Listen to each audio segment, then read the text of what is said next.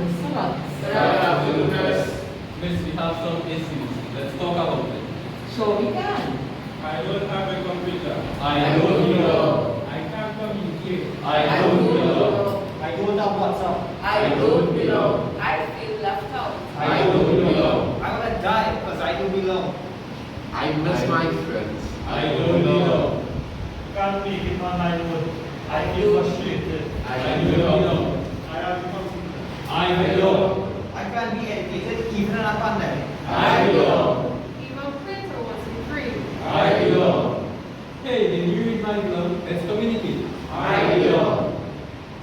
Miss, we had fun making that video. We belong. I can't see, but Google can read for me. I finally belong. I am not this sponge. I am involved and I can learn. This is so much fun. I belong. We belong. Teach our norms and values on Zoom and Google. I belong. I love my school. I belong. They say I can make it. I believe I can fly. I belong. I'm one of us half We don't belong. Miss, let's explore this issue.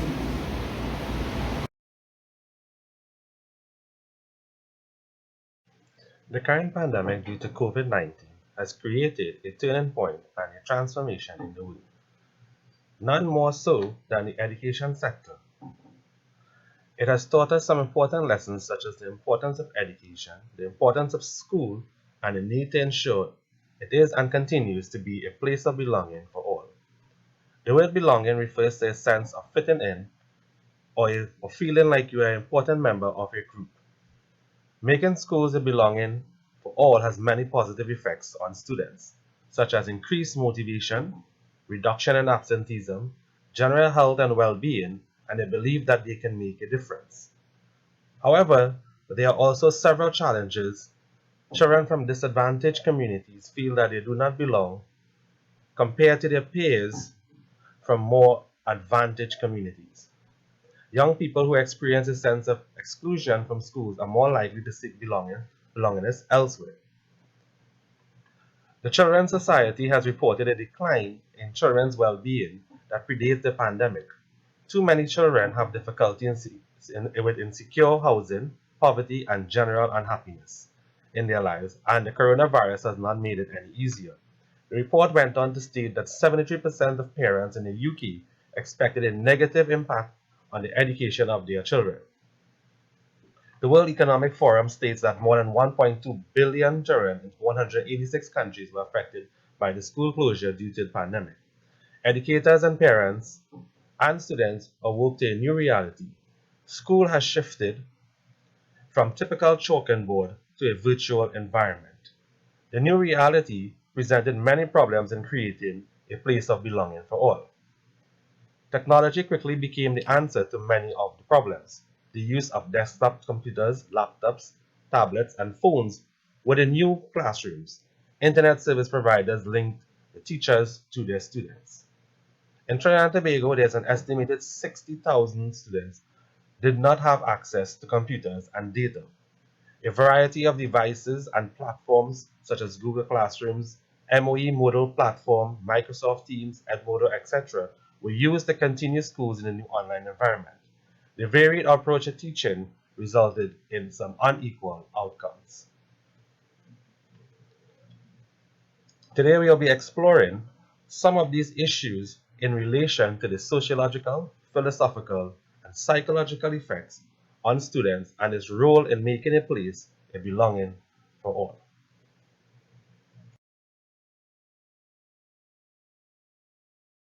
Sociology of education.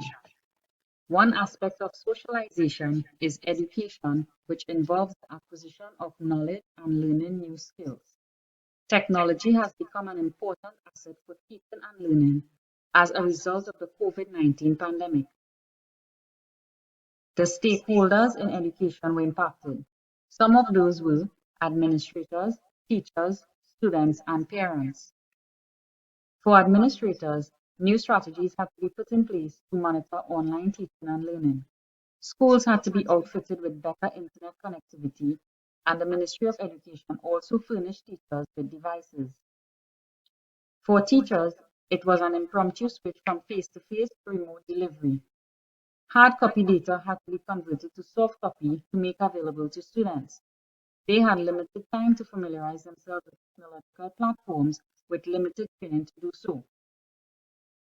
Some students had limited access to devices and internet connectivity. According to the Minister of Education, Dr. Gadfi Dolly, 65,000 school children did not have access to laptops and other devices. And for those who had, they too needed to familiarize themselves with technological platforms that was chosen by their teachers. And of course, the parents. They had to allocate finances, provide devices for their children, and they too had to learn how to navigate platforms to assist their children. So what do theorists say about technology as a resource? The functionalist view of education focuses on the positive contributions that education makes towards the maintenance of the social system. According to Durkheim, 1961, it is suggested that the society can only survive if there exists some level of equality amongst its members. Social solidarity was being enacted because members of the society assisted by donating devices to schools for students who did not have. This provided an opportunity of a sense of belonging for some of those students who benefited from that initiative. And as Durkheim argued, to become attached to the society, a child must feel in it something that is real. And for those who receive devices, that was a real act. Marx's view. Despite the efforts made in all of our schools, in some instances, even if a device was loaned to a student, some still face the challenge of no internet, or in some cases, no electricity. According to Marx's conflict theory, it is not possible to pursue equality of opportunity and equality at the same time. Equality of opportunity inevitably means that some will benefit more than others, and in turn be more successful. It shows the struggle between the haves and the have-nots. The pandemic was able to highlight the gap between those who have access to technology and information and those who do not have access. That is digital divide. Bowles and Jintis reject the view that capitalist societies are meritocratic, where all compete on equal terms. They believe that equal opportunity is an illusion, and based on class and status, some will have more access to technological resources and opportunities, which will in turn result in higher qualification. Socialization experiences developed through the hidden curriculum are important for development of children and for those who are unable to connect and socialize outside of their home for almost 2 years were at a disadvantage. The interactionist focuses on the social interaction amongst persons, and based on whom you socialize with, your home background and the development of your self-concept could determine the performance of a student. The lack of technology in the 21st century for some students could possibly demotivate them, and they may not feel a sense of belonging, which could also affect how they view themselves when good grades are not achieved. In closing, according to Ball et al. 1994, we are likely to end up with a more socially differentiated and diverse system of education. In any market, there are winners and losers. Thank you.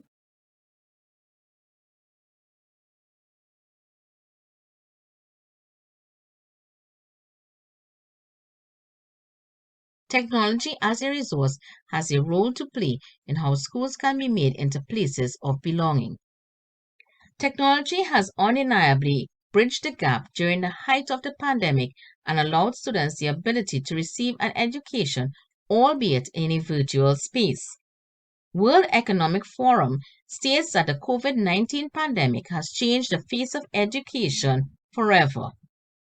For those who have the right technology, students retain 25 to 60% more information, as opposed to only 8 to 10% in the traditional classroom.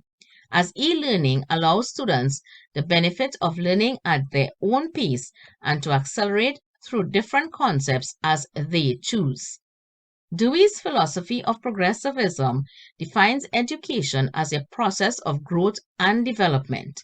Dewey, who is revered as the father of progressive education, suggests that education should not be solely in preparation for the future, but rather it should inform every stage of child development. Education should seek to understand a child's capacities, interests, and habits. He felt that progressive education should include socially engaging learning experiences, as children learn best in a natural social setting. His philosophy promotes the idea that students' interests should therefore drive teacher instruction, as the traditional model of education is beyond the scope of young learners.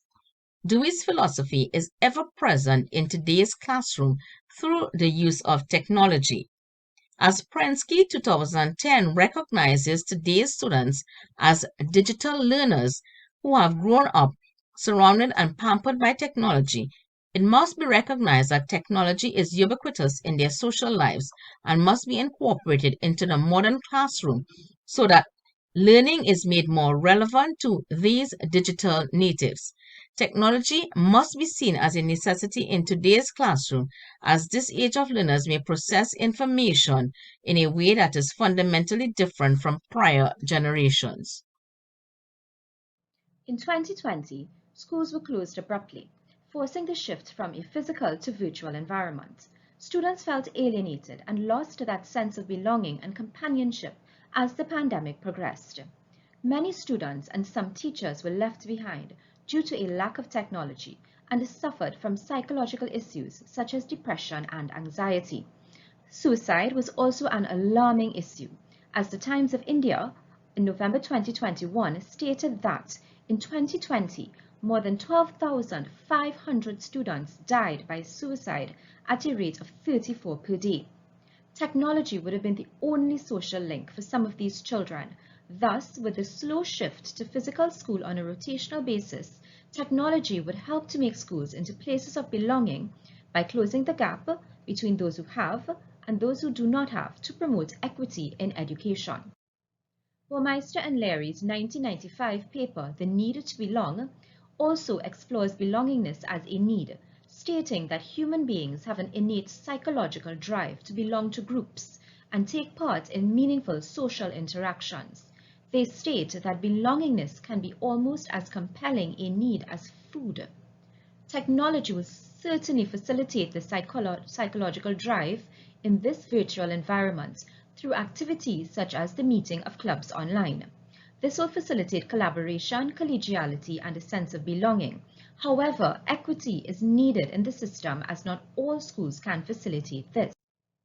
Vygotsky recognized that social settings and learning were closely entwined.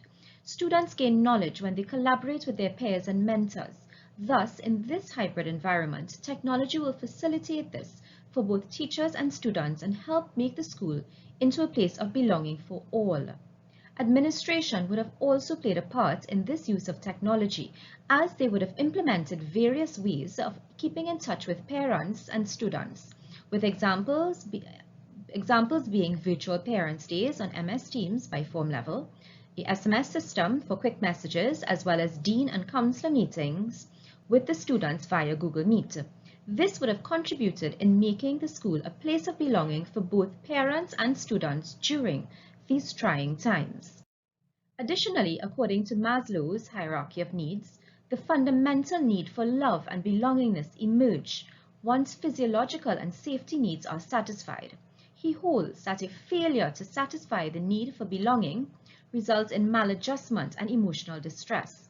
Schools can be a place of belonging to satisfy this need, and technology is a key resource during this virtual time, as teachers and counselors can keep track of their students and engage in meaningful dialogue with them.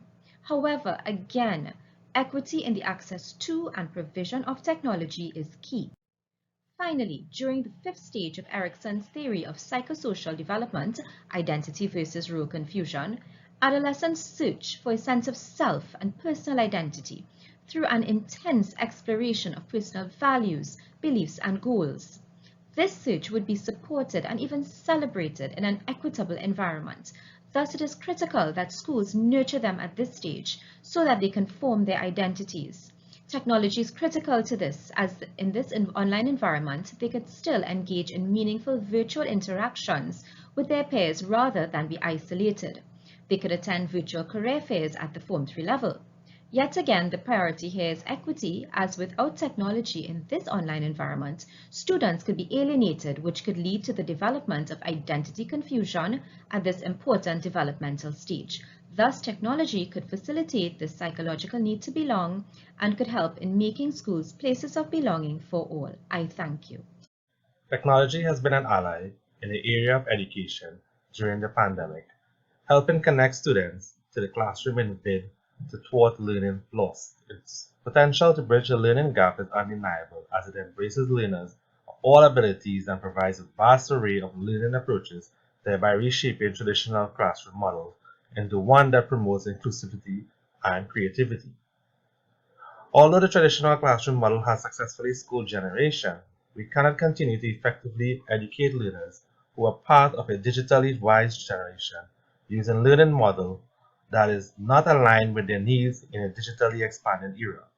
The possibilities for innovation and creativity in the classroom are endless when technology is present. The progressive models of education blurted by philosophers like Dewey are fast becoming a reality with a plethora of technological tools. Students are able to learn at a pace that matches their individual learning abilities. Technology affords them the ability to make choices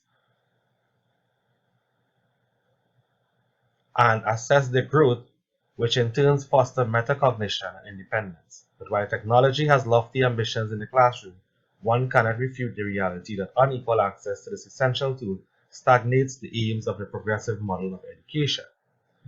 Many students to this day have little or no access to technology, and according to a report from the UNICEF in September 2021, an estimated 2/3 of the world's children have no internet connection in their homes. Whilst technology aims to curb the digital divide, the absence of it creates a digital canyon, according to Henrietta Fore, UN Executive Director. So while technology may bridge the learning gap for some, for others, this learning tool is simply an illusion of an unattainable meritocratic system. Technology as a tool can be wielded in inventive ways to create an new educational landscape that does not inhibit the potential of not only the differently able or the special needs student, but rather caters to varying learning needs of a generation of digital natives. It does not force learners to vary competencies into an unjust system of competition. Educators too now have a wide range of platforms with which they can engage students actively. Learning should be self-paced and student-centered, emphasizing building the whole individual who can function not only within the classroom, but can be effective contributors to mainstream society. Perhaps the path to achieving a non-discriminatory and tolerant society lies within the classroom in which we teach and the learning environments we create.